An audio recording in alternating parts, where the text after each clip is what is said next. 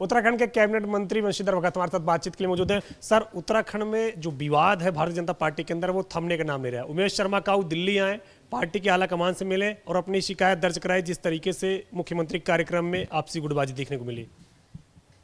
देखिए, किसी भी परिवार में कोई विवाद होता है तो अपने मुखिया से कहने में कोई गलत बात नहीं।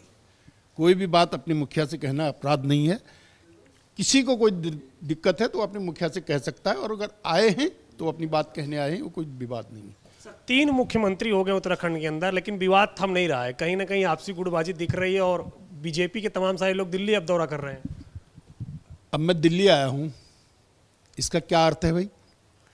मैं अपने भतीजे के एडमिशन के लिए आया हूँ, मेरा कोई राजनीतिक दौरा नहीं है।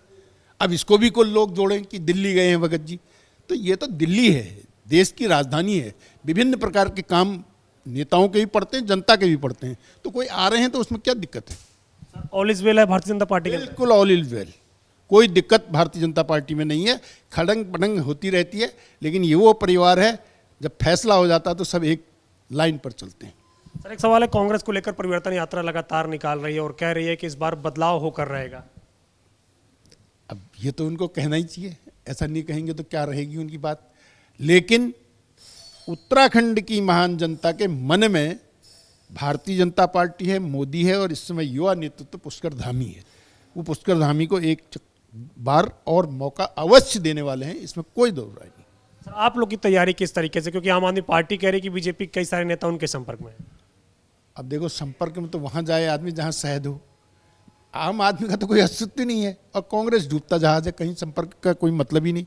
भारतीय जनता पार्टी ही सशक्त दल है जो केंद्र में और प्रदेश में सरकार बनाएगा, इसके अलावा कोई नहीं है।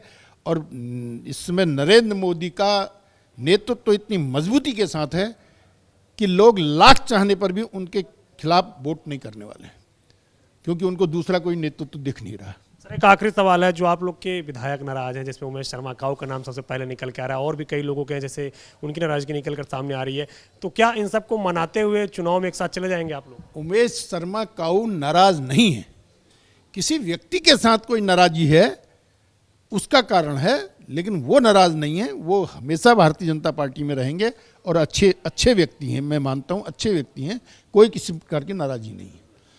शुक्रिया हमसे बातचीत करने के लिए। तो ये हैं बंशीधर भगत, कैबिनेट मंत्री उत्तराखंड सरकार, जिनका कहना है कि जिस तरीके से उमेश शर्मा जो काऊ हैं, उनकी नाराजगी किसी व्यक्तिगत से है, लेकिन पार्टी से नहीं, और बीजेपी में थे, बीजेपी में रहेंगे।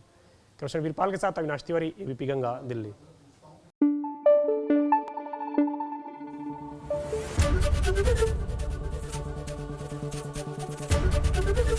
एबीपी गंगा, खबर आपकी, जुबान आपकी।